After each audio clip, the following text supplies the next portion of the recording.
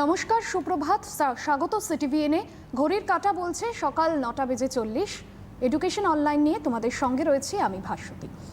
উচ্চ মাধ্যমিকের পর প্রত্যেকে বিশ্ববিদ্যালয়ে পড়ার সময় বা জীবনে নতুনভাবে আবার শুরু করার সময় কলেজ লাইফে, সেক্ষেত্রে সবার প্রথমেই মাথায় আসে যে কোন বিষয় নিয়ে পড়াশোনা করব। সেক্ষেত্রে যে বিষয়টা নিয়ে অনেকেই পড়াশোনা করতে চায় অর্থনীতি বা ইকোনমিক্স। কিন্তু এই বিষয় নিয়ে পড়াশোনা করতে গেলে প্রত্যেকটি বিষয় আগের ধাপটা, অর্থাৎ একদম একাদশ শ্রেণী থেকে অর্থনীতি প্রত্যেকের নতুন থাকে, যারা অর্থনীতি নিয়ে একাদশ দ্বাদশে সিলেক্ট করেছো সাবজেক্টটা, সেক্ষেত্রে একদম একাদশ দ্বাদশের ধাপে যদি তোমাদের ভিত শক্ত থাকে তাহলে আগামী দিনে এই অর্থনীতি বা ইকোনমিক্স নিয়ে কেরিয়ার গঠনে অনেকটাই সুদূর প্রসারী হবে তোমাদের ভাবনা। এবং আজ যে বিষয় নিয়ে আলোচনা করা হবে একদম অর্থনীতি নিয়ে বা ইকোনমিক্স নিয়ে আজকে আলোচনা করা হবে। একাদশ শ্রেণীর অর্থনীতি যারা একদম নতুন এই সাবজেক্টটাকে চুজ করেছো তাদের জন্য আজকের এই পর্ব ভীষণভাবে উপযোগী হবে। এবং প্রত্যেক দিনের মতোই আজকে অর্থনীতি নিয়ে আলোচনার জন্য যিনি রয়েছেন স্টুডিওতে, স্যার প্রাঞ্জল দেব। স্যার, প্রথমেই আপনাকে স্টুডিওতে অনেক অনেক স্বাগত। আর আজ অর্থনীতির যে চ্যাপ্টার নিয়ে পড়ানো হবে, অর্থনৈতিক সমস্যা, একাদশ শ্রেণীর চ্যাপ্টার অর্থনৈতিক সমস্যা, এবং এই চ্যাপ্টার ভিত্তিক তোমাদের যদি কোনো অসুবিধে থাকে স্ক্রিনে যাওয়া নম্বরে তোমরা ফোন করে কথা বলতে পারো স্যারের সাথে। স্যার, একদম শুরুতেই চ্যাপ্টারে চলে যাও। হ্যাঁ, তো ইকোনমিক্স তো মানে ইকোনমিক্সের বাংলা হচ্ছে অর্থনীতি। বাংলা মাধ্যম বা ইংলিশ মাধ্যমে যারা পড়াশোনা করছো, তো সবে তোমাদের মাধ্যমিকের ফলাফল বেরিয়েছে গত মাসে। আর তার সেই ফলাফলের উপর ভিত্তি করে অনেকেই হয়তো কমার্স, আর্টস, সায়েন্স নিয়েছো। তো এইখানে আর্টস, সায়েন্স, কমার্স তিনটের মধ্যেই কিন্তু ইকোনমিক্সটা নেওয়া যায়। তো সেক্ষেত্রে যে এই সাবজেক্টটা বেছে নিয়েছো তাদের কাছে একদমই নতুন সাবজেক্টটা। তো এই সাবজেক্টটা ধারণা পাওয়ার জন্য প্রথমে যেটা রয়েছে চ্যাপ্টারের শুরুতে, একদম ইকোনমিক্সের প্রথমে যেটা রয়েছে একাদশ শ্রেণী, সেইটা নিয়ে আলোচনা করব। আর এখানে একটা বলার দরকার আমার যে গত বছর থেকে সিলেবাস কিন্তু রিডিউস হয়েছে, আর এই বছরও সেই সিলেবাসটাই কার্যকর হচ্ছে এবং প্রত্যেক চ্যাপ্টারের থেকে কিছুটা পরিমাণ অংশ বাদ দেওয়া হয়েছে কিংবা একটা গোটা চ্যাপ্টার বাদ দেওয়া হয়েছে। এটা তোমরা পর্ষদের সাইটে তোমরা দেখতে পাবে রিডিউস সিলেবাসটায় কি রয়েছে না রয়েছে, তা সেইটার উপরে ভিত্তি করেই আমিও করাচ্ছি, তোমরাও সেটা ফলো করতে পারো। এবং সেটা ফলো করলেই তোমরা পরীক্ষায় সাফল্য লাভ করবে, কারণ কিছুটা যেহেতু রিডিউস হয়েছে সিলেবাস এদিকে, তো তোমাদের পড়াটাও কিছুটা সিলেবাস কমে এসছে। তোমরা যে পড়াশোনাটা করবে সেটা অনেকটাই আর একটু সোজা হয়ে গেল। তো যাই হোক, প্রথম যে তোমাদের যে ইকোনমিক্সের 1 নম্বর চ্যাপ্টার রয়েছে, সেই চ্যাপ্টার থেকে একটি অংশ রয়েছে এবং দ্বিতীয় চ্যাপ্টারেরও কিছু অংশ বাদ গেছে। তো এই প্রথম চ্যাপ্টার এবং দ্বিতীয় চ্যাপ্টার নিয়ে আজকে আমরা আলোচনা করব। প্রথমে যে ইকোনমিক্সের যে সমস্যা বা ইকোনমিক্স কী জিনিস বা ইকোনমিক্সে কি কি করলে সমস্যাগুলো মিটবে সেই সম্পর্কেই আজকে আমি আলোচনা করব। তো এইখানে আমাদের প্রথমে একটা জিনিস যেটা রয়েছে এখানে দ্বিতীয় অধ্যায়তে, যে উৎপাদনের উপকরণ।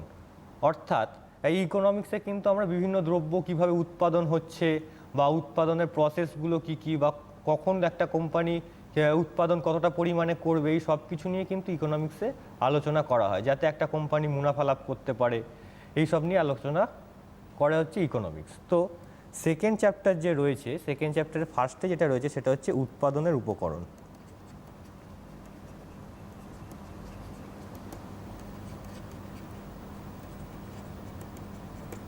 উৎপাদনের উপকরণ বা ফ্যাক্টর অফ প্রোডাকশনও বলা হয়।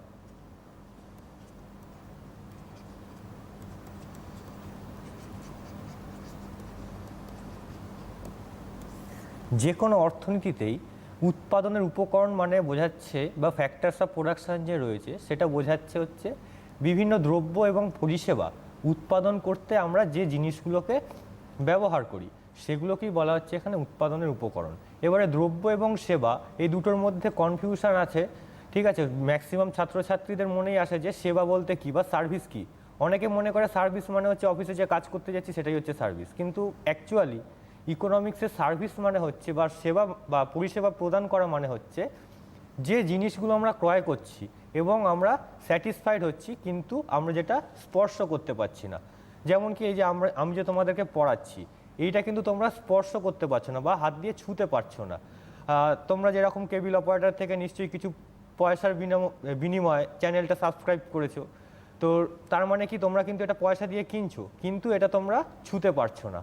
কিংবা মোবাইল নেটওয়ার্ক, তোমরা যে বিভিন্ন মোবাইল নেটওয়ার্ক যে অপারেটরের থেকে নিচ্ছ তাদের থেকে কিন্তু পয়সা দিয়ে তোমরা সেটা কালেক্ট করছো, কিন্তু তোমরা স্পর্শ করতে পারছো না। কিংবা ডাক্তারের কাছে তুমি চিকিৎসা করতে গেছো, ডাক্তার তোমার ট্রিটমেন্ট করলো, এগুলোও কিন্তু স্পর্শ করা যাচ্ছে না। অর্থাৎ এইগুলোকেই আমরা পরিষেবা প্রদান বলবো। মানে যে জিনিসগুলো আমরা ক্রয় করছি কিন্তু স্পর্শ করতে পারছি না, সেগুলোই হচ্ছে পরিষেবার উদাহরণ। আর দ্রব্য মানে হচ্ছে যে দ্রব্যগুলো আমরা ক্রয় করছি এবং আমরা স্পর্শ করতে পারছি। তো এইটাই হচ্ছে দ্রব্য, যেরকম কি জামা কাপড়, বিভিন্ন খাদ্যদ্রব্য, ব্যাগ, বই, খাতা, মোবাইল ফোন ইত্যাদি ইত্যাদি, যেগুলো আমরা স্পর্শ করতে পারছি।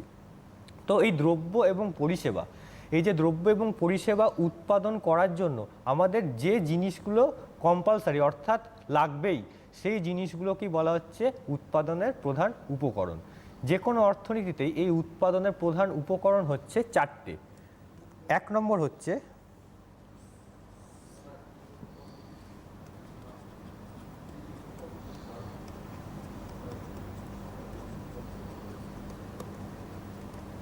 প্রথম হচ্ছে জমি অর্থাৎ ল্যান্ড। আমি যাই দ্রব্য উৎপাদন করি না কেন আমার কিন্তু কমপক্ষে একটা জমি লাগবে।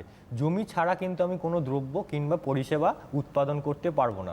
যদি কোনো কারখানা খুলি তাহলেও কিন্তু সেক্ষেত্রে আমার একটা জমি লাগবে।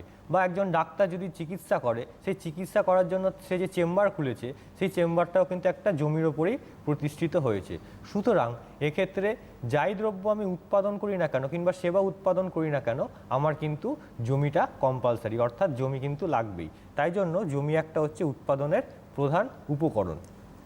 এরপর যেটা রয়েছে শ্রমিক অর্থাৎ লেবার, ইংলিশে বলা হচ্ছে লেবার।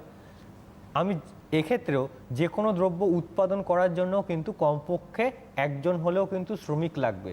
তুমি যদি মেশিন দিয়েও দ্রব্য এবং পরিষেবাটা উৎপাদন করো, সেই মেশিন বা সেই যন্ত্রটা চালানোর জন্য কিন্তু একজন হলেও শ্রমিক কিন্তু প্রয়োজন হবেই। তো সুতরাং দ্বিতীয় উৎপাদনের প্রধান উপকরণ হচ্ছে শ্রমিক।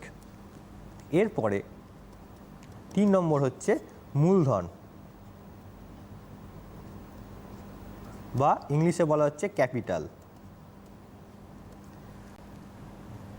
মূলধন বা ক্যাপিটাল কি জিনিস? মূলধন মানে হচ্ছে তুমি যা দ্রব্য উৎপাদন করো না কেন, তোমার হয় একটা বিল্ডিং লাগবে বা কলকারখানা গঠন করার জন্য একটা ফ্যাক্টরি লাগবে কিংবা বিভিন্ন মেশিন লাগবে, এমনকি চাষবাসের জন্য বিভিন্ন ছোট ছোট মেশিন, ইকুইপমেন্টস, লাঙ্গল ইত্যাদি ইত্যাদি লাগবে। তো এইগুলোকেই বলা হচ্ছে কি মূলধন। তো যাই দ্রব্য উৎপাদন করো না কেন, তুমি যদি কুটির শিল্প করো, ধরো ছোট একটা হাড় তৈরি করছো, তো সেক্ষেত্রেও কিন্তু ছুঁচ সুতো লাগছে। তো এক্ষেত্রে কিন্তু ছুঁচটা তোমার মূলধনের মধ্যে পড়ে গেল। তো সেটাই বলা হচ্ছে যাই দ্রব্য উৎপাদন করো না কেন মূলধন কিন্তু কম্পালসারি অর্থাৎ লাগবেই। এছাড়া আর একটা চতুর্থ যে প্রধান উপকরণটা রয়েছে সেটা হচ্ছে সংগঠন বা উদ্যোক্তা, ইংলিশে বলা হচ্ছে এটাকে অর্গানাইজেশন।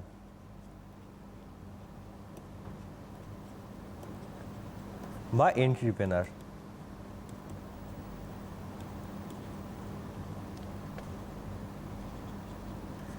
উদ্যোক্তা বা সংগঠন কি জিনিস? যে কোনো একজন ব্যক্তির উদ্যোগে কিন্তু একটা ব্যবসা গড়ে ওঠে, কিংবা এক্ষেত্রে মাঝে মাঝে কিন্তু আবার একের বেশি লোকও প্রয়োজন। যেরকম কি তোমরা ক্লাস 10-এ দেখবে অঙ্ক করেছিলে অংশীদারি কারবার বা পার্টনারশিপ বিজনেস, এরকম একটা কিন্তু অঙ্ক করেছিলে। তো এক্ষেত্রে কি ছিল না, কিছু কিছু 3 বন্ধু বা 4 বন্ধু মিলে একটা ব্যবসা শুরু করছে কিছু কিছু পরিমাণ টাকা বিনিয়োগ করে। তো এক্ষেত্রে একাধিক লোক যখন মিলে কোনো একটা ব্যবসা শুরু করছে সেটা হয়ে যাচ্ছে সংগঠন। এবং উদ্যোক্তা অর্থাৎ যখন কোনো একজন ব্যক্তির উদ্যোগেই একটা ব্যবসা গড়ে উঠছে তখন সেটাকে বলা হচ্ছে উদ্যোক্তা। এক্ষেত্রে আমি ধরো কোনো একটা যদি কোম্পানির সৃষ্টি করি বা তৈরি করি, সেক্ষেত্রে যদি আমি না চাইতাম তাহলে কিন্তু সেই কোম্পানিটা গড়ে উঠতো না। তো সেই জন্যই এইখানে একটা ব্যবসা শুরু হওয়ার জন্য কিন্তু কমপক্ষে একজন ব্যক্তি প্রয়োজন যে সেই ব্যবসাটা করতে চায়। সে যদি ব্যবসাটা না করতে চাইতো তাহলে কিন্তু ব্যবসাটাই শুরু হতো না। তো সেই জন্যই এখানে বলা হচ্ছে কি উদ্যোক্তা এবং সংগঠন। যখন একের বেশি লোক কোনো একটা ব্যবসা শুরু করছে তখন সেটা হয়ে যাচ্ছে কি সংগঠন। তো এই হচ্ছে উৎপাদনের 4টে প্রধান উপকরণ। এইবারে এই 4টে উৎপাদনের উপকরণ তো আমরা পেলাম, কিন্তু এক্ষেত্রে কিন্তু একটা অর্থনীতিতে সমস্যার সৃষ্টি হয়। এই উৎপাদনগুলো থাকা সত্ত্বেও কিন্তু আমরা প্রচুর পরিমাণ দ্রব্য উৎপাদন করতে পারি না। তার কারণ কি? তার কারণ হচ্ছে একটাই, আমাদের দেশের জমিটা বা আমাদের দেশের সীমানাটা কি হচ্ছে, সীমিত। অর্থাৎ আমরা চাইলেই কিন্তু আমাদের জমিটাকে বাড়াতে পারবো না। কিন্তু আমাদের দৈনন্দিন জীবনে জনসংখ্যা কিন্তু ক্রমশ বাড়ছে। আমাদের দেশের জনসংখ্যা আগে যা ছিল আজ থেকে 10 বছর আগে, এখন কিন্তু স্বাভাবিকভাবেই তার থেকে অনেক বেশি। তো তার মানে কি হচ্ছে, বিভিন্ন জিনিসের চাহিদা বা মানুষের যে চাইছে কিনতে, চালের চাহিদা বলো বা বিভিন্ন খাদ্যদ্রব্যের চাহিদা বলো, সেগুলো কিন্তু ক্রমাগত বৃদ্ধি পেয়ে চলেছে, কিন্তু আমাদের জমিটা কিন্তু বৃদ্ধি পায়নি। তো সুতরাং এক্ষেত্রে এখান থেকে এই সমস্যাটা আসে যে স্কেয়ারসিটি প্রবলেম, অর্থাৎ অভাব বা তোমার এখানে সম্পদের অপ্রাচুর্যতা। এই সমস্যাটা থেকে কিন্তু বিভিন্ন সমস্যার সৃষ্টি হয়। তো সেই সম্পর্কে এখন আমি বলবো তোমাদের।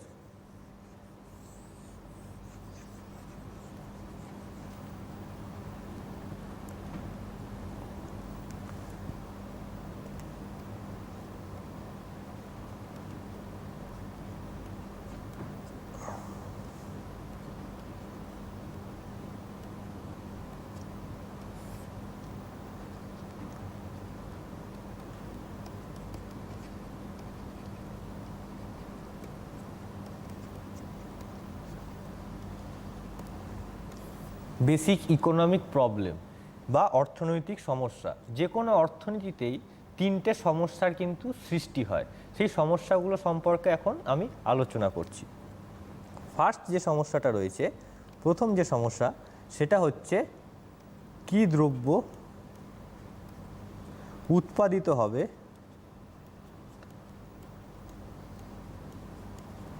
এবং কতটা পরিমাণে।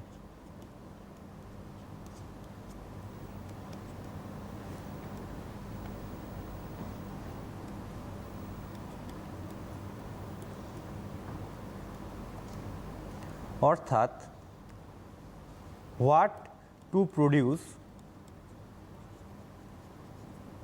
And how much.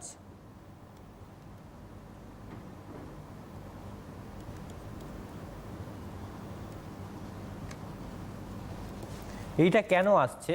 তার কারণ হচ্ছে আমাদের দেশের জমিটা কিন্তু সীমিত। ধরো আমাদের দেশে এই একটা জমি রয়েছে, তো কিন্তু মানুষের কিন্তু একটা দ্রব্যেরই চাহিদা ঘটে না। খাদ্যদ্রব্য রয়েছে এখানে, তারপরে বস্ত্র রয়েছে, বিভিন্ন আলাদা আলাদা কিন্তু দ্রব্য রয়েছে। তাহলে যাই দ্রব্য উৎপাদন করি না কেন, আমাদের দেশে যে নির্দিষ্ট পরিমাণ জমিটা রয়েছে সেই জমিটাতেই কিন্তু করতে হবে। তো এক্ষেত্রে কোশ্চেনটা এখানে ইকোনমিক্সে আসে যে আমি কোন দ্রব্যটা তৈরি করব, অর্থাৎ এই মুহূর্তে আমার কোন দ্রব্যটা বেশি জরুরি। এবং সেক্ষেত্রে দেখা যাচ্ছে কিছু মানুষ এখানে ভাত খেতে পছন্দ করে, আবার কিছু মানুষ এখানে রুটি খেতে পছন্দ করে। আবার তার পাশাপাশি আমাদের বস্ত্রের জন্য প্রয়োজন কি, সুতো। তো এই যে বিভিন্ন দ্রব্যগুলো রয়েছে, এই দ্রব্যগুলো কিন্তু আমাদের এই নির্দিষ্ট জমিটাতেই তৈরি করতে হবে। তো এইখানে যেহেতু জমিটা স্থির, সেই জন্য কিন্তু আমরা আনলিমিটেড কিছু করতে পারবো না, যা করতে পারবো পর্যাপ্ত পরিমাণে। আবার একটা যদি আমি উৎপাদন বৃদ্ধি করতে চাই, তাহলে কিন্তু আরেকটা আমাকে কমাতে হবে, যেহেতু আমার জমিটা স্থির। তো এইখানে ধরো একটা রয়েছে ধান এবং গম, এই দুটোর মধ্যে কনফিউশন হচ্ছে, আমি ধান তৈরি করব না গম তৈরি করব, এবং করলেও দুটোর মধ্যে কোনটা কতটা পরিমাণে তৈরি করব, এমনভাবে করতে হবে যাতে দেশের সকল মানুষের সেই চাহিদাটা পূরণ হয়। এমনটা নয় যে দেশের একটা অংশের মানুষ ধান পেলো এবং বাকি অংশ পেলো না, কিংবা একটা অংশে গম পৌঁছালো বাকি অংশটা পৌঁছালো না। তো এই রকম এই সমস্যাটা যাতে না হয় সেই কারণের জন্য কিন্তু একটা দ্রব্য আমাকে সিলেকশন করতে হয়, এবং সেটা সিলেকশন করতে হয় যে আমি কতটা পরিমাণে তৈরি করব। কিন্তু সেটা কিন্তু আমার আগে থেকে জানা থাকে না। তুমি ধরো বাড়িতে 20 জনকে নেমন্তন্ন করেছো, তুমি কিন্তু আগে থেকে জানো না যে তাদের জন্য অ্যাকচুয়াল কতটা পরিমাণ খাদ্য প্রয়োজন হবে। তো সুতরাং এখানে ইকোনমিতেও জানে না যে কতটা পরিমাণ হলে সেটা পর্যাপ্ত পরিমাণ হবে, অর্থাৎ দেশের সকল মানুষ পাবে। তো এইখানে ওই জন্যই প্রথম সমস্যাটা আসছে কী দ্রব্য উৎপাদিত হবে এবং কতটা পরিমাণে। এরপরে এরপরে যে দ্বিতীয় সমস্যা অর্থাৎ সেকেন্ড যে প্রবলেম সেইটা সম্পর্কে আলোচনা করব। এইটার পরে সেকেন্ড যে প্রবলেমটা আছে সেটা হচ্ছে হাউ টু প্রডিউস বা কিভাবে উৎপাদন করা হবে।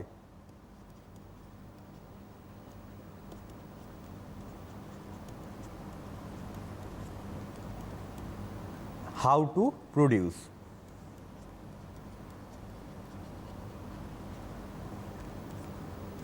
অর্থাৎ এইখানে সেকেন্ড যে সমস্যাটা আসছে সেটা হচ্ছে দ্রব্যটা তো আমি সিলেকশন করলাম, ধরো আমি ধান সিলেকশন করলাম যে আমি ধান উৎপাদন করব বা গম উৎপাদন করব, সিলেকশন আমার হয়ে গেল, কোনোভাবে আমি ঠিক করলাম যে এইটা এতটা পরিমাণে তৈরি করব। কিন্তু এইখানে সিলেকশন করার পরে আমি দ্রব্যটা কিভাবে করব সেইটা একটা কনফিউশন আসছে, অর্থাৎ কিভাবে করলে আমার প্রফিটটা ম্যাক্সিমাইজ হবে, তো সেই সম্পর্কে আমি এখানে বলবো। তো এইটাকে অ্যাকচুয়াল বলা হচ্ছে উৎপাদন কৌশল নির্বাচনের সমস্যা। উৎপাদন কৌশল নির্বাচন। এইখানে দুটো ধরনের আমি ইউজ করতে পারি, একটা হচ্ছে শ্রমনিবিড় উৎপাদন কৌশল, আর একটা হচ্ছে মূলধন নিবিড় উৎপাদন কৌশল।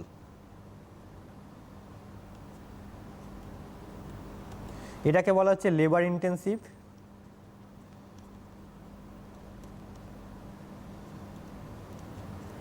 আর এটাকে বলা হচ্ছে ক্যাপিটাল ইন্টেন্সিভ।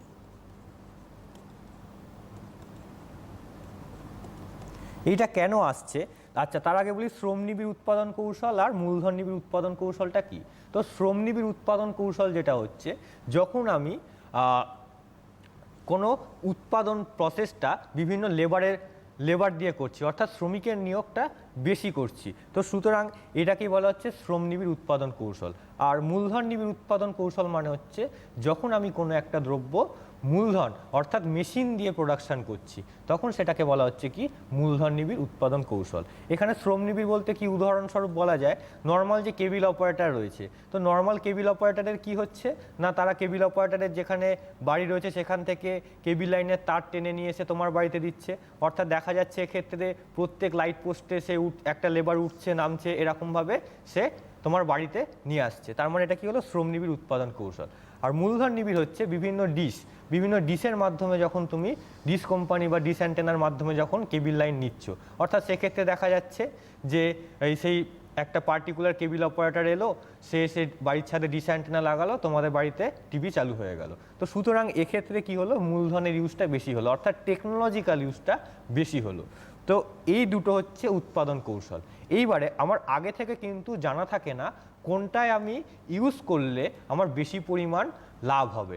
অর্থাৎ এক্ষেত্রে ধরো আমি 2 লাখ টাকা করে শ্রমিকের পেছনে যদি ইউজ করি এবং 2 লাখ টাকা যদি আমি মেশিনের পেছনে ইউজ করি, তাহলে দেখা যাচ্ছে 1 বছর পরে 2 লাখ টাকার রিটার্নসে শ্রমিকের রেসপেক্টে এসছে 5 লাখ টাকা, তাহলে এখানে প্রফিট হলো কত, 3 লাখ।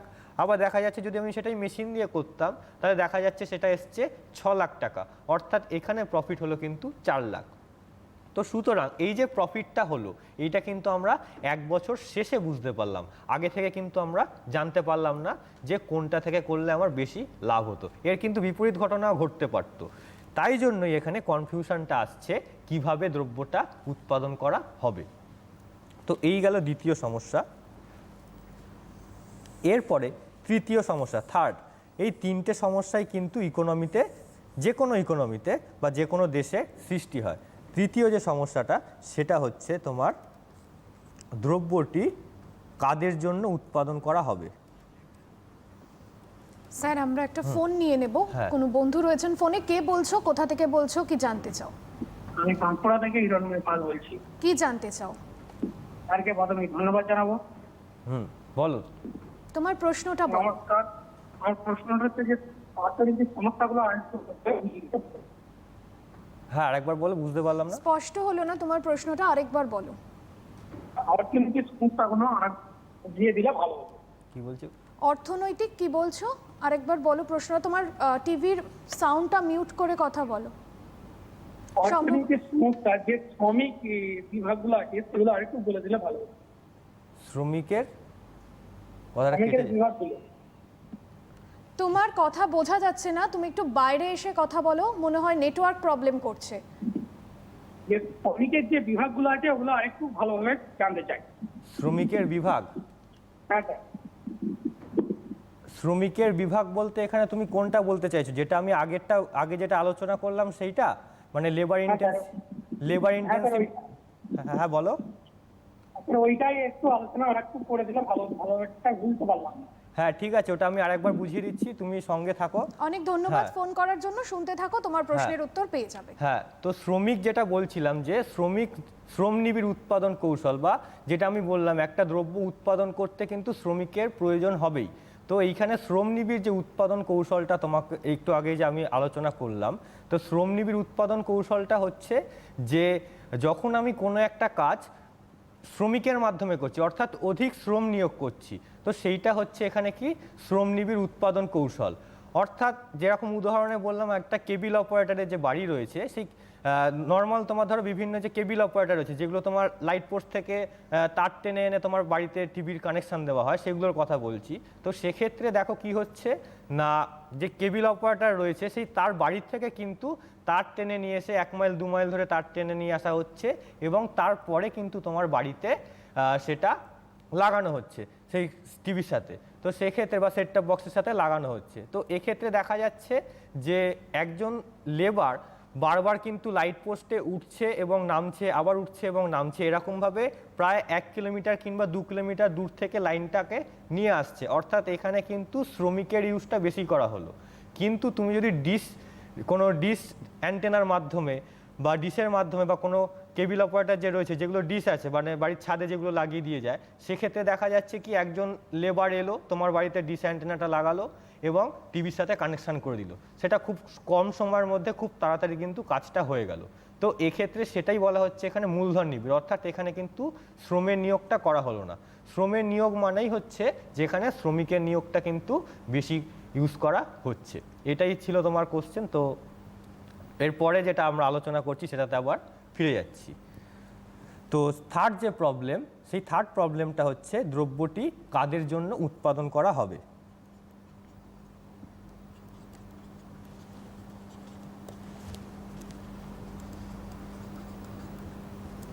ইংলিশে যদি হয় তাহলে হচ্ছে ফর হোম টু প্রডিউস।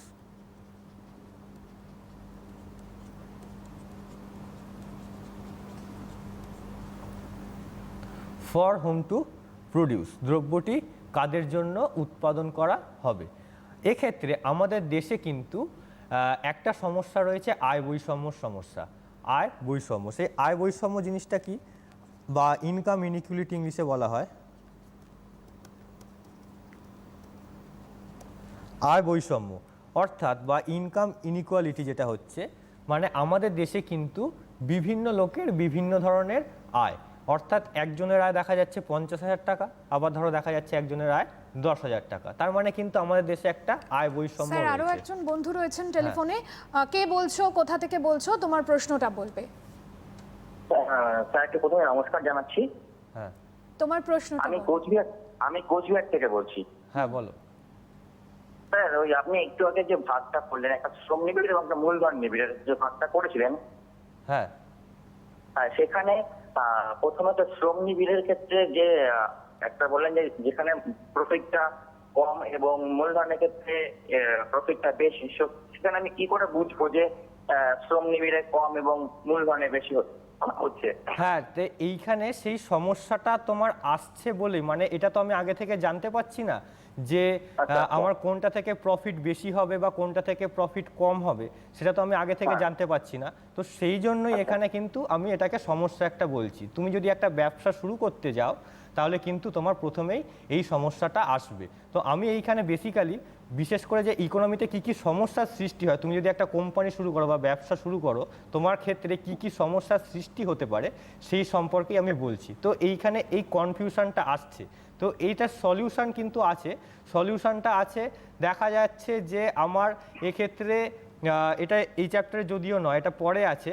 এক্ষেত্রে তোমার যেইটাতে তোমার ক্রয় করতে কম খরচ হবে, কম খরচ হবে তুমি স্বাভাবিকভাবে সেটা আগে সিলেক্ট করবে। এক্ষেত্রে তোমার লাভ হতে পারে, নাও হতে পারে, কিন্তু তোমার সিলেকশান যেটা আছে সেটা সিলেকশান কিন্তু তুমি করবে যে কোনটা তোমার কিনতে কম খরচা লাগছে, অর্থাৎ কোনটা কিনতে তোমার কম দামে তুমি ইউজ করতে পারছো। ধরো এখানে শ্রমিক দেখা যাচ্ছে যে তুমি যদি 10টা শ্রমিক ইউজ করো সেখানে 1 লাখ টাকা খরচা হচ্ছে, কিন্তু সেখানে তুমি যদি মেশিন কেনো তাহলে 1 লাখ টাকার বেশি খরচা হচ্ছে একই পরিমাণ দ্রব্য উৎপাদনের জন্য। তো সেক্ষেত্রে কিন্তু তুমি এটা একটা কোশ্চেন রয়েছে। হ্যাঁ বলো স্যার, ওই যেটা হচ্ছে প্রথমে তো আমি বুঝতে পারবো না, সেক্ষেত্রে যেহেতু প্রফিটটা হচ্ছে কম বেশি হচ্ছে, তাহলে আমি ওই তোমার হচ্ছে যেটা ক্যাপিটাল আর কি, ক্যাপিটাল যে আপনি নিবিটা বললেন, মূলধন নিবিড়ের ক্ষেত্রে যেটা বললেন, সেক্ষেত্রে তাহলে প্রথমে স্যার আমাকে তাহলে শ্রম নিবিড়ে যেতে হবে, কারণ শ্রম নিবিড়ে না গেলে আমি বুঝতে পারবো না যে মূলধনে কি করে বেশি আসছে। সেক্ষেত্রে আমাকে প্রথমে শ্রম নিবিড় থেকে তারপরে আস্তে আস্তে মূলধনে যেতে হবে, তবেই তো আমি বুঝতে পারবো যে কোনটাতে বেশি বা কোনটাতে কম হচ্ছে। হ্যাঁ, তোমাকে এক্ষেত্রে দুটোই সিলেকশন করতে হবে। এক্ষেত্রে আমি যেটা বললাম, তুমি শ্রম নিবিড়ে যাবে না মূলধন নিবিড়ে যাবে, সেটা তুমি চুজ করবে কীরকমভাবে না, যেটা তোমার প্রথমে কম খরচা হচ্ছে সেটা তো তুমি আগে থেকে জানতে পারছো, বা শ্রমিকের একজন মজুরি কত হবে সেটা তুমি আগে থেকে জানো, কিংবা একটা মেশিনের দাম কত সেটাও কিন্তু তুমি আগে থেকে জানো। তো এক্ষেত্রে স্বাভাবিকভাবে যে কোনো ব্যবসায়ীরা সেটাই চুজ করে যেটাতে কিন্তু দাম কম খরচা হবে, মানে যেটা কিনতে তোমার খরচা কম হচ্ছে। এটাকে বলা হচ্ছে প্রাইস মেকানিজমের মাধ্যমে তৈরি হয়। প্রাইস মেকানিজমটা যদিও এখন নেই, তোমাদের পরে আছে। তো এইখানে প্রাইস মেকানিজম মানে হচ্ছে যেটার দাম তোমার সস্তা সেটা তুমি আগে ইউজ করবে। সেক্ষেত্রে যে লাভ হবে সেটা কিন্তু আমি অ্যাকচুয়াল বলতে পারছি না এখনও।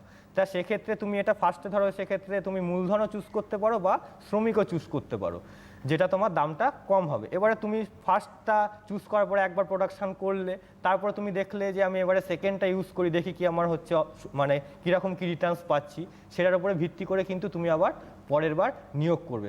সেকেন্ড বার তার মানে তুমি দুটো থেকে এখানে রেজাল্টটা পেয়ে গেলে, তো দেখবে এবার এখানে যেটাই রেজাল্টটা বেশি আসছে অর্থাৎ প্রফিটটা বেশি আসছে, নেক্সট টাইম থেকে তুমি সেটাই ইউজ করবে।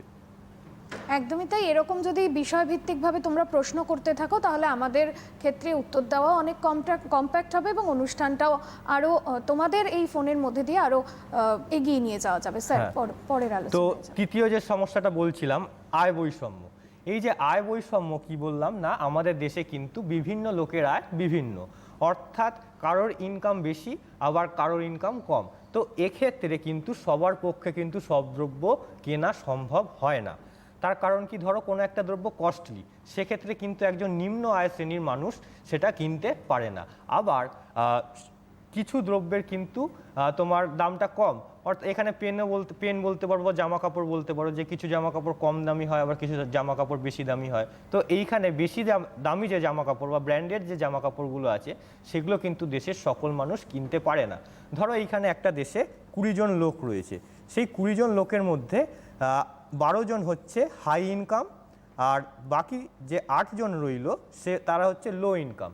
তো এইখানে দুজনের কিন্তু ক্রয় ক্ষমতা শক্তি আলাদা, মানে এরা একটু কস্টলি জিনিস কিনতে সক্ষম কিন্তু এরা কস্টলি জিনিসটা কিনতে সক্ষম নয়।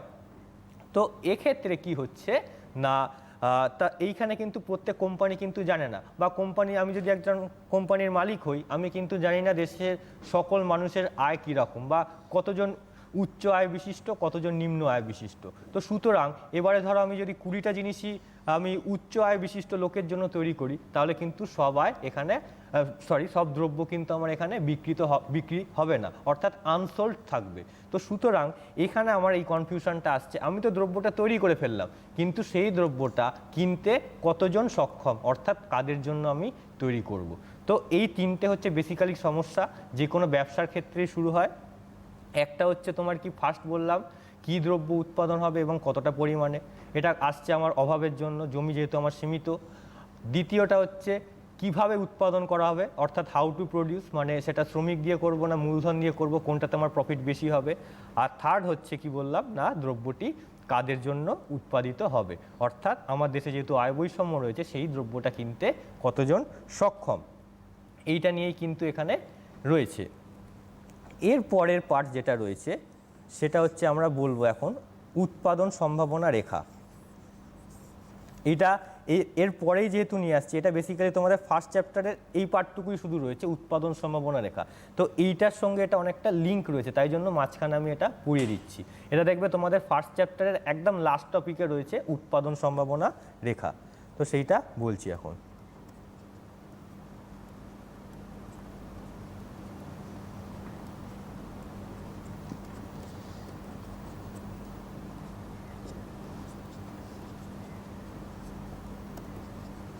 Production possibility curve.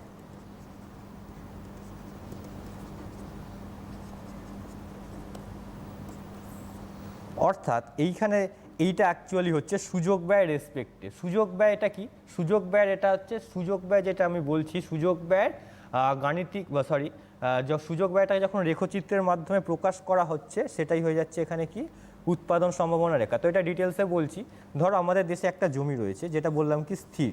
তো এক্ষেত্রে যদি আমি এক্স এবং ওয়াই দুটি দ্রব্য উৎপাদন করি, এক্স এবং ওয়াই দুটি দ্রব্য যদি উৎপাদন করি, তাহলে আমার কি কি চান্স রয়েছে? হয় পুরো জমিটাতে আমি এক্স তৈরি করতে পারি, না হলে পুরো জমিটাতে আমি ওয়াই তৈরি করতে পারি। এক্ষেত্রে আর কি করতে পারি? হয় কিছুটা অংশে এক্স আর না হলে কিছুটা অংশে ওয়াই। তো এক্ষেত্রে যদি এক্স এবং ওয়াই যদি আমি করি, ধরো ফার্স্টে এক্স এতটা করছিলাম, তাহলে কি হবে? বাকিটা অংশে আমি ওয়াই করব। এরপরে কি হচ্ছে না, আমি এক্সটাকে একটু বাড়ালাম, মানে এক্সের জায়গাটাকে আমি একটু বড় করলাম, তাহলে দেখা যাচ্ছে দেখো কি ওয়াই এর পরিমাণ কিন্তু কমে যাচ্ছে। অর্থাৎ এক্স বাড়লে কিন্তু আমার ওয়াই কমছে। অর্থাৎ এক্ষেত্রে একটা দ্রব্য উৎপাদন বৃদ্ধি করতে গেলে কিন্তু আরেকটা আমাকে কমাতে হচ্ছে। তো এখানে এক্স দ্রব্যের উৎপাদন বৃদ্ধি করতে গেলে ওয়াই দ্রব্য আমাকে যতটা পরিমাণ হ্রাস করতে হয়, সেটাই হচ্ছে এখানে কিন্তু একটা দ্রব্যের সুযোগ ব্যয়। যেমন কি একটা উদাহরণের মাধ্যমে দিচ্ছি, দেখো এক্স এবং ওয়াই। ধরো আমি পুরো জমিটা যদি এক্সের জন্য ইউজ করি, তাহলে দেখা যাচ্ছে সেখানে 60 ইউনিট এক্স হচ্ছে, তাহলে ওয়াই তখন হবে 0। এরপরে কি হচ্ছে না, আমি ওয়াই কিছুটা বাড়ালাম, ওয়াই ধরো করলাম 10, তাতে দেখা যাচ্ছে এক্স আমাকে 20 ইউনিট কমাতে হলো। ঠিক একইভাবে এটা যদি 20 করি, তাহলে দেখা যাচ্ছে এইটাও আমাকে 20 করতে হলো। তারপরে এইটা যদি আমি 40 করি, তখন আমার দেখা যাচ্ছে এটাকে আমাকে 0 করতে হলো। অর্থাৎ এখন আমি পুরো জমিটাতে ওয়াই তৈরি করছি। তাহলে এখানে একটা বাড়ালে যেহেতু আরেকটা কমাতে হচ্ছে, তার মানে এখানে দেখা যাচ্ছে কি এই যে ওয়াইটা 10 করলাম, এটা কমলো 40, এটা আরও 10 বাড়ালাম, এটা আরও 20 কমে গেল, এরকমভাবে হচ্ছে। তো এই একটা নির্দিষ্ট অনুপাতে কিন্তু এটা হচ্ছে। তো এইটাকে যখন আমি চিত্রের মাধ্যমে দেখাবো, সেটাই হয়ে যাচ্ছে কি উৎপাদন সম্ভাবনা রেখা। এইখানে আমি এইখানে ওপরে ওয়াই মাপছি আর এখানে আমি এক্স মাপছি। তো এক্ষেত্রে ফার্স্টে কি আছে 60, অর্থাৎ এক্সের ধরো এটা 60 নম্বর বিন্দু গ্রাফ পেপারে, ঠিক আছে। তো এইবারে কি হচ্ছে না, আমি এটা ওয়াইটাকে 10 বাড়ালাম, তো এইটা দেখা যাচ্ছে আমার তখন হয়ে গেল কত 40, এটা ধরো 40 আর 10 ধরো তোমার এই জায়গাটাতে, এই হলো। তারপরে এটা কি করলাম, তারপরে এটা ধরো এখানে আমি করলাম 20, তাহলে এইটা হয়ে গেল তখন তোমার এটা 20, অর্থাৎ ধরো এরকম একটা পজিশানে। তারপরে কি হচ্ছে না, এটা পুরোটাই 40, তাহলে এটা হচ্ছে এই পয়েন্ট, মানে এটা 0, এখানে 40। তাহলে এবারে পয়েন্টগুলোকে যদি আমি যুক্ত করে দিই, এই পয়েন্টগুলোকে যদি আমরা যুক্ত করে দিই, তাহলে কি হয়ে যাবে না, এটা উৎপাদন সম্ভাবনা রেখা। অর্থাৎ এখানে দেখো কি হচ্ছে, এক্সটা ফার্স্টে ছিল 60, তারপর এইটা তখন 0, ওয়াইটা 0, এবারে ওয়াই আমি 10 বাড়ালাম, দেখো এক্স কিন্তু আমাকে কমিয়ে দিতে হলো। তারপরে যদি এটাকে আমি আরও বাড়াই, দেখো কিন্তু এক্সটা কিন্তু আরও আমার কমে গেল। অর্থাৎ একটা বাড়ালে কিন্তু আরেকটা কমছে। তো এইটাই হচ্ছে কি উৎপাদন সম্ভাবনা রেখা। অর্থাৎ একটি স্থির জমিতে যদি দুটো দ্রব্য উৎপাদন করা হয়, তবে একটি দ্রব্য বৃদ্ধি করতে গেলে আরেকটি যতটা পরিমাণ কমাতে হচ্ছে, সেটা হচ্ছে সুযোগ ব্যয়। এই সুযোগ ব্যয়ের গ্রাফিক্যালি অর্থাৎ রেখচিত্রের মাধ্যমে যখন প্রকাশ করা হচ্ছে, সেটাই হচ্ছে উৎপাদন সম্ভাবনা রেখা। এছাড়া উৎপাদন সম্ভাবনা রেখাকে বলা যায় যে রেখার মাধ্যমে আমরা দুটি দ্রব্যের বিভিন্ন সম্ভাব্য উৎপাদনগুলো আমরা যে রেখার মাধ্যমে আমরা পাই, সেটাই হচ্ছে এখানে কি উৎপাদন সম্ভাবনা রেখা। কারণ কি এই রেখাটার মাধ্যমে কিন্তু আমরা বিভিন্ন দ্রব্যের সম্ভাব্য উৎপাদনগুলো পাচ্ছি। তো এটাকেই বলা হচ্ছে উৎপাদন সম্ভাবনা রেখা। এইবারে এইখানে একটা জিনিস বলার উচিত, যে এই যে উৎপাদন সম্ভাবনা রেখার বাইরে যদি কোনো একটা বিন্দু থাকে, অর্থাৎ এটা হচ্ছে জেড, তো এই জেড বিন্দুতে কি আমার উৎপাদন সম্ভব? তো এই জেড বিন্দুতে আমার উৎপাদন কখনোই কিন্তু সম্ভব হবে না। তার কারণ কি, আমরা কি বললাম না, উৎপাদন সম্ভাবনা রেখার থেকে আমরা সর্বোচ্চ উৎপাদনগুলো পাচ্ছি, মানে ম্যাক্সিমাম যে কম্বিনেশানগুলো রয়েছে সেগুলো কিন্তু পাচ্ছি। এই এরিয়াটা কিন্তু আমার পিপিসি কার্ভের বাইরে, অর্থাৎ উৎপাদন সম্ভাবনা রেখার বাইরে। তার মানে কিন্তু এইটা আমার কখনোই সম্ভব নয়, কারণ আমি ম্যাক্সিমাম এই রেখা অনুসারে যে পয়েন্টগুলো পাবো এই পয়েন্টেই আমি উৎপাদন করতে পারবো। তো এখানে যদি বলে যে উৎপাদন সম্ভাবনা রেখার বাইরে কোনো বিন্দুতে কি উৎপাদন সম্ভব, তো এখানে আমাকে বলতে হবে যে না, কখনোই উৎপাদন সম্ভব নয়, কারণ আমার উৎপাদন সম্ভাবনা রেখাটা থেকেই কিন্তু আমরা ম্যাক্সিমাম উৎপাদনের পরিমাণটা পেয়ে যাই। এরপরে আরেকটা পয়েন্ট যদি ভেতরে হয়, অর্থাৎ এই জায়গাতে, এটা হচ্ছে পি পয়েন্ট, তো এইটা যদি হয় তাহলে এইখানে কি উৎপাদন সম্ভব? হ্যাঁ, এইখানে কিন্তু উৎপাদন সম্ভব। তার কারণ কি, এইটা উৎপাদন সম্ভাবনা রেখার ভেতরে রয়েছে। কিন্তু এইখানে কিন্তু একটা জিনিস আমাকে বলতে হবে যে এইখানে কিন্তু আমি কিন্তু উৎপাদনটা এইটা এত অবধি নিয়ে এলাম, আর মানে এক্সের উৎপাদনটা এত অবধি নিয়ে এলাম, আর ওয়াইয়ের উৎপাদনটা আমি এরকম পজিশানে করলাম। অর্থাৎ এখানে কিন্তু আমি এইটুকু অংশ কিন্তু আমি কাজে লাগালাম না, অর্থাৎ জমির যে এইটুকু অংশ রয়েছে এই জায়গাটা কিন্তু কাজে লাগালাম না। কারণ কি, এটা আমি আরও এতটা দূর যেতে পারতাম, আর এইটাও কিন্তু আমি আরও এতটা দূর যেতে পারতাম, কারণ ম্যাক্সিমাম বাউন্ডারি তো আমার এই জায়গাটা, কিন্তু আমি করলাম কত, শুধুমাত্র এইটুকু অবধি। তার মানে এই যে সবুজ অংশটা যে আমি করছি এই জায়গাটা কিন্তু আমার উৎপাদন করা হলো না। অর্থাৎ এইখানে বলা হবে আমার দক্ষ উৎপাদন বা এফিসিয়েন্টলি প্রোডাকশন হলো না, অর্থাৎ জমি যে রয়েছে সেই জমির কিছুটা অংশ আমি প্রোডাকশান করলাম না, অর্থাৎ এই জায়গাটা আমার গ্যাপ রয়ে গেল, এইখানটা আমি ইউজ করলাম না। তার মানে কি, উৎপাদন সম্ভাবনা রেখার ভেতরে অংশে বা ভেতরে যে কোনো বিন্দুতে উৎপাদন সম্ভব এবং বাইরের কোনো বিন্দুতে উৎপাদন সম্ভব নয়। এই হচ্ছে ব্যাপার। এইবারে উৎপাদন সম্ভাবনা রেখার কিছু স্থান পরিবর্তন হয়, সেই স্থান পরিবর্তনগুলো আমি আলোচনা করছি। ফার্স্ট কি হতে পারে, ধরো এই একটা উৎপাদন সম্ভাবনা রেখা রয়েছে, এইখানে আমি ধান করছি আর গম করছি। তো এইবারে ধরো গমের জন্য নতুন কোনো তোমার টেকনোলজি এলো, অর্থাৎ গমের জন্য তোমার কোনো যদি উচ্চ ফলনশীল বীজ প্রয়োগ হয় তবে কিন্তু সেক্ষেত্রে কি দেখা যাবে না, গমের উৎপাদন কিন্তু বেড়ে যাবে, অর্থাৎ তখন উৎপাদন সম্ভাবনা রেখাটা ডান দিকে কিন্তু স্থান পরিবর্তন করবে। কিন্তু ধানের যেহেতু উচ্চ ফলনশীল বীজ তৈরি হয়নি, তো সুতরাং এখানে ধানের জন্য কিন্তু কোনো পরিবর্তন হবে না। আবার ঠিক একইভাবে যদি শুধু ধানের জন্য হতো তাহলে কিন্তু এক্ষেত্রে কি হতো না, গমটা একই থাকতো, ধানের জন্য কিন্তু এটা বেড়ে যেত।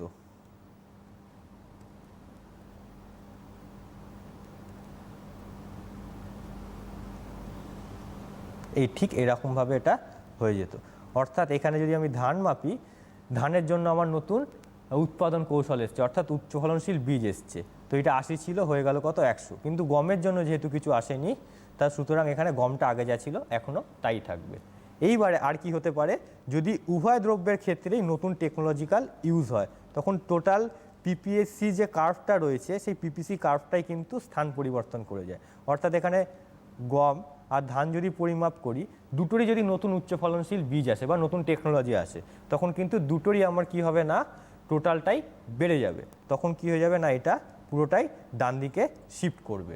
তো এই হচ্ছে পিপিসি কার্ভের স্থান পরিবর্তন, অর্থাৎ উৎপাদন যদি বৃদ্ধি পায় তাহলে সেক্ষেত্রে কিন্তু এটা ডান দিকে স্থানান্তরিত হয়। ঠিক একইভাবে যদি অনেক সময় জমির উর্বরতা শক্তি কমে যায় তাহলে সেক্ষেত্রে কিন্তু তখন কি হয় না, পিপিসি কার্ভটা কিন্তু আবার বাঁ দিকে শিফট হয়ে যায়। অর্থাৎ একটা উদাহরণ দিয়ে দিচ্ছি আমি, দেখো ধরো এই রকম রয়েছে, এইবারে কি হলো, উৎপাদন ক্ষমতাটা কমে গেল, তাহলে তখন কি হয়ে যাবে, দুটোরই কিন্তু তখন কম হবে।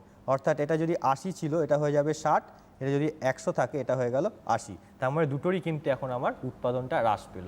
অর্থাৎ উৎপাদন বৃদ্ধি পেলে উৎপাদন সম্ভাবনা রেখা ডান দিকে, এবং উৎপাদন হ্রাস পেলে উৎপাদন সম্ভাবনা রেখা বাঁদিকে স্থানান্তরিত হয়। আর এই সেকেন্ড চ্যাপ্টারে তোমাদের লাস্ট যে টপিকটা রয়েছে, যেটা লাস্ট এখন বলবো, সেকেন্ড চ্যাপ্টারে এই পার্টটাই শুধু রয়েছে অর্থনৈতিক ব্যবস্থা। অর্থনৈতিক ব্যবস্থার উপরে ভিত্তি করে অর্থনীতিকে ক ভাগে ভাগ করা যায়।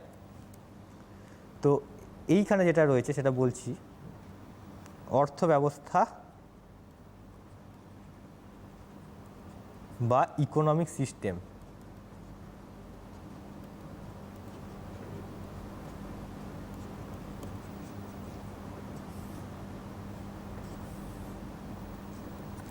এই ইকোনমিক অর্থ ব্যবস্থা বা ইকোনমিক সিস্টেমটাকে কিন্তু তিনটে ভাবে ভাগ করা যায়। বিভিন্ন অর্থনীতি বা বিভিন্ন দেশে কিন্তু পরিচালনাটা কিন্তু আলাদা আলাদা, অর্থাৎ সেটা হিসাবে ভিত্তি করে এখানে তিনটে ভাগ হচ্ছে। একটা হচ্ছে বাজার অর্থনীতি, বাজার বা ধনতান্ত্রিক অর্থনীতি,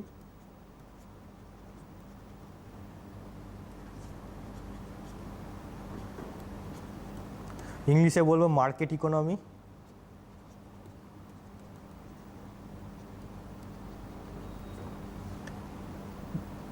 সেকেন্ড হচ্ছে পরিকল্পিত বা সমাজতান্ত্রিক অর্থনীতি, ইংলিশে বলা হচ্ছে এটাকে সোশ্যালিস্টিক,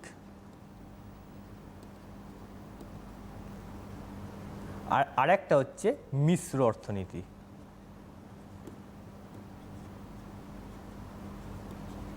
বা ইংলিশে বলা হচ্ছে এটাকে মিক্সড ইকোনমি।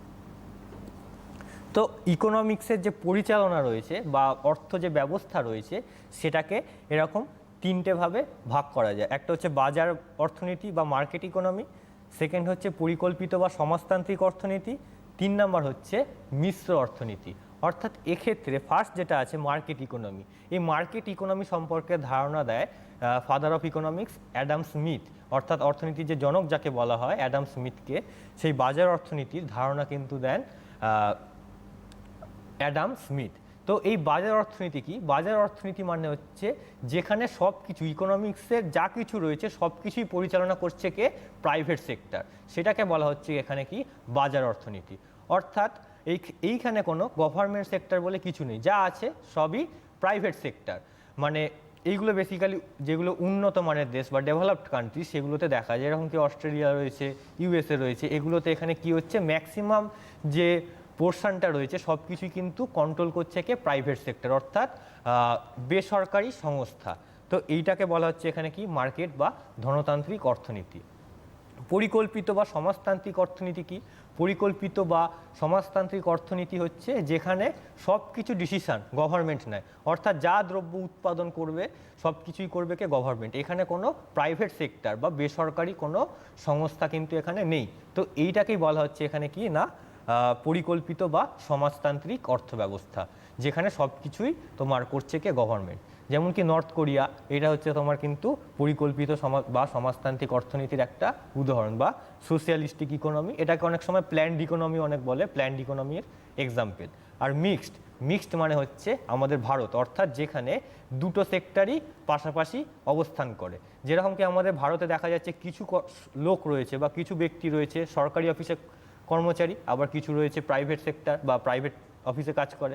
অর্থাৎ এখানে আমাদের যেরকম রেল, ভারতীয় রেল যেরকম সরকারি একটা সংস্থা, ঠিক সেরকম বিভিন্ন আমাদের প্লেন বা তোমার বিভিন্ন বাস যে রয়েছে সেই বাসগুলো কিন্তু আমাদের প্রাইভেট বা বেসরকারি বাস কিন্তু রয়েছে। ঠিক একইভাবে সরকারি অফিস যেরকম রয়েছে আবার কিন্তু বেসরকারি অফিসও রয়েছে। সরকারি হাসপাতাল রয়েছে বা সরকারি স্কুল রয়েছে, ঠিক সেরকম বেসরকারি স্কুল হাসপাতালও কিন্তু রয়েছে। অর্থাৎ মিক্সড ইকোনমি বা মিশ্র অর্থনীতি মানে হচ্ছে যেখানে আমার দুটো মানে বাজার অর্থনীতি এবং পরিকল্পিত অর্থনীতি দুটোই পাশাপাশি অবস্থান করছে, যেরকম কি আমাদের ইন্ডিয়া। এছাড়া বিশ্বে মিক্সড ইকোনমি কিন্তু বেশিরভাগ দেশেই কিন্তু লক্ষ্য করা যায়। তো এইখানে কিছু কিছু প্রত্যেকটারই সুবিধা রয়েছে, কিছুটা অসুবিধা রয়েছে। যেরকম বাজার অর্থনীতিতে প্রত্যেকের একটা স্বাধীনতা রয়েছে কোম্পানি, অর্থাৎ প্রত্যেক কোম্পানি এখানে স্বাধীনভাবে কাজকর্ম করতে পারে এবং দ্রুত গতিতে কাজ করে। যে কোনো প্রাইভেট সেক্টরে দেখবে খুব তাড়াতাড়ি কাজ হয়, তো সেটাই বলা হচ্ছে এখানে এটা একটা সুবিধা। কিন্তু এক্ষেত্রে আবার কিছু অসুবিধাও রয়েছে। এখানে বেসরকারি ক্ষেত্র কিন্তু ম্যাক্সিমাম মেন টার্গেট কিন্তু ওদের থাকে প্রফিট। মেন টার্গেট যে রয়েছে সেটা কিন্তু প্রফিট অর্জন করাই কিন্তু মেন টার্গেট। তো সেক্ষেত্রে মানুষের কল্যাণ হলো কি হলো না সেটা কিন্তু এখানে নজর দেওয়া হয় না। যেরকম তুমি যদি বেসরকারি হাসপাতালে চিকিৎসা করতে যাও, সেখানে কিন্তু ফার্স্টেই তোমাদের কিছু একটা টাকা তোমাকে ডিপোজিট করে তারপরে চিকিৎসা শুরু করে, কিন্তু সরকারি হাসপাতালে যদি তুমি যাও সেক্ষেত্রে কিন্তু বিনামূল্যে চিকিৎসা হয়। তো সুতরাং এখানে মানুষের কল্যাণ সাধনের দিকটা কিন্তু এখানে নেগলেক্ট করা হয় তোমার বাজার অর্থনীতিতে, কারণ সেখানে সব কিছুই প্রাইভেট সেক্টর। এছাড়া আর কি অসুবিধা হতে পারে, অনেক সময় বিভিন্ন প্রাইভেট সেক্টর একচেটিয়া ক্ষমতা পেয়ে যায়, অর্থাৎ মনোপলি বিজনেস করে ফেলে। যেরকম আমাদের পশ্চিমবঙ্গে দেখতে পাবে যে বিভিন্ন আমাদের যে তোমার ইলেকট্রিসিটি সাপ্লাই যে রয়েছে সেখানে কিন্তু তাদের একটা একচেটিয়া ব্যবসা রয়েছে। তো তাদের যে ডিসিশন তাদের উপরে আমরা কিন্তু যেতে পারবো না, তারা যে ডিসিশনগুলো নেবে সেগুলোকে আমাকে মাথা পেতে নিতে হবে। তো এইগুলো হচ্ছে একচেটিয়া ক্ষমতা। তো একচেটিয়া ক্ষমতা পেয়ে গেলে কিন্তু সেই কোম্পানিগুলো অনেক সময় মানুষের অসুবিধার সৃষ্টি করে, ঠিক আছে। তো এই একটা কিন্তু সমস্যা বাজার অর্থনীতিতে। এরপরে এর যেরকম সমস্যা সুবিধা গেল, ঠিক সেরকম কিন্তু পরিকল্পিত সমস্যা সুবিধা রয়েছে। যেমন কি পরিকল্পিত অর্থনীতি যে রয়েছে সেখানে কিন্তু মানুষের কল্যাণ সাধনের দিকটা আগে নজর দেওয়া হয়, অর্থাৎ মানুষ সেই পরিষেবাটা পেলো কি পেলো না সেটা কিন্তু আগে নজর দিচ্ছে কে? গভর্নমেন্ট, কারণ গভর্নমেন্টের দায়িত্ব সেটা। আর সুবিধা কি হচ্ছে, এখানে একটা দীর্ঘকালীন তোমার ডেভেলপমেন্ট হয় বা দীর্ঘকালীন উন্নয়ন হয়। তার কারণ কি সরকার যে পদক্ষেপগুলো নেয় সেগুলো কিন্তু কয়েকদিনের জন্য না, দীর্ঘকালীন একটা পদক্ষেপ। যেরকম কি রেলপথ সৃষ্টি, সেটা কিন্তু একটা লং টার্ম একটা ইনভেস্টমেন্ট প্লাস ডেভেলপমেন্ট। তো এইটা কিন্তু পরিকল্পিত অর্থনীতিতে খুব সহজেই হয়। এছাড়া কি রয়েছে পরিকল্পিত অর্থনীতির, এটা তো সুবিধা গেল।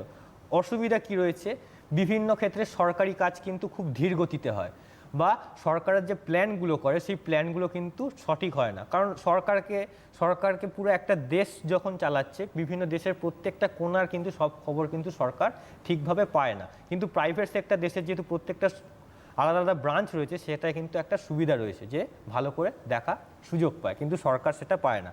ফলে প্ল্যান মাফিক কিন্তু কাজগুলো হয় না। কিংবা সরকারের ক্ষেত্রে অনেক সময় বিভিন্ন কি হয়, গাফিলতির সৃষ্টি হয়, যার ফলে বিভিন্ন মানুষ সমস্যায় পড়ে, বা সরকারের পক্ষ থেকে সেই সার্ভিসটা দেওয়া একসাথে সকল মানুষকে সেটা সম্ভব হয়ে ওঠে না, যেহেতু সরকার একটা দেশ বিশাল বড় হয়। তো এইগুলো কিন্তু একটা সমস্যার সৃষ্টি করে পরিকল্পিত অর্থনীতিতে। আর কি সমস্যা রয়েছে না, ব্যক্তিগত স্বাধীনতাটা কিন্তু নেই, অর্থাৎ সরকার যে জিনিসগুলো দ্রব্যগুলো উৎপাদন করবে সেগুলোই মানুষকে কিনতে হবে। মানুষ কিন্তু নিজের ইচ্ছা মতন দ্রব্য উৎপাদন করতে পারবে না এবং কিনতেও পারবে না। তো সেই জন্য এখানে একটা সমস্যা। তো পরিকল্পিত তো এরকম সুবিধা অসুবিধা কিন্তু রয়েছে। আবার একইভাবে মিশ্র অর্থনীতিতেও কিন্তু খুব অনেক কিছু সুবিধাও রয়েছে, আবার অনেক কিছু অসুবিধাও রয়েছে। যেরকম কি সুবিধা কি, এখানে সরকার এবং বেসরকার মিলে বিভিন্ন কাজ করে, যার ফলে কি হয় না কাজটা খুব ভালোভাবে এবং খুব তাড়াতাড়ি তৈরি হতে পারে, কাজটা খুব ভালোভাবে হয়। এরপরে কি হচ্ছে তোমার সুবিধা কি হচ্ছে না, কিছু কিছু ক্ষেত্রে কিন্তু সরকার আবার এমনকি যে প্রাইভেট সেক্টরগুলো রয়েছে, প্রাইভেট সেক্টরগুলো যদি তোমার কোনো অসৎ কাজ করে বা ভুলভাল কাজ করে, সেক্ষেত্রে কিন্তু সরকার তাদের উপরে অ্যাকশান নেয়। কিন্তু প্রাইভেট বা মার্কেট ইকোনমিতে কিন্তু অনেকটাই সেক্ষেত্রে নেগলেক্ট করা হয় এই জিনিসগুলো। কিন্তু যেহেতু এখানে গভর্নমেন্ট সেক্টর এবং প্রাইভেট সেক্টর রয়েছে, তো সুতরাং এখানে প্রাইভেট সেক্টর যদি কিছু বাজে কাজ বা কিছু যদি অসৎ কাজ করে, সেক্ষেত্রে কিন্তু গভর্নমেন্ট তার বিরুদ্ধে অ্যাকশান নেয়। তো এই হচ্ছে একটা সুবিধা। আবার এর পাশাপাশি কি মিশ্র অর্থনীতিতে তোমার অসুবিধা কি রয়েছে না, অনেক সময় সরকার এবং বেসরকার মিলে যখন কাজ করছে, তখন কিন্তু অনেক সময় সরকার বিভিন্ন প্রাইভেট কোম্পানিগুলোকে ঠিকঠাকভাবে তোমার পেমেন্ট করে না, বা বিভিন্ন অনেক সময় পেমেন্ট করতে লেট করে, তখন কিন্তু প্রাইভেট সেক্টরগুলো কিছু গাফিলতি করে কাজে। যেরকম কি মানে পশ্চিমবঙ্গে দেখতে পাবে কয়েকদিন আগে একটা ব্রিজ ভেঙে পড়ে গেছে কয়েক বছর আগে, তার মানে নিশ্চয়ই কিছু সমস্যা ছিল।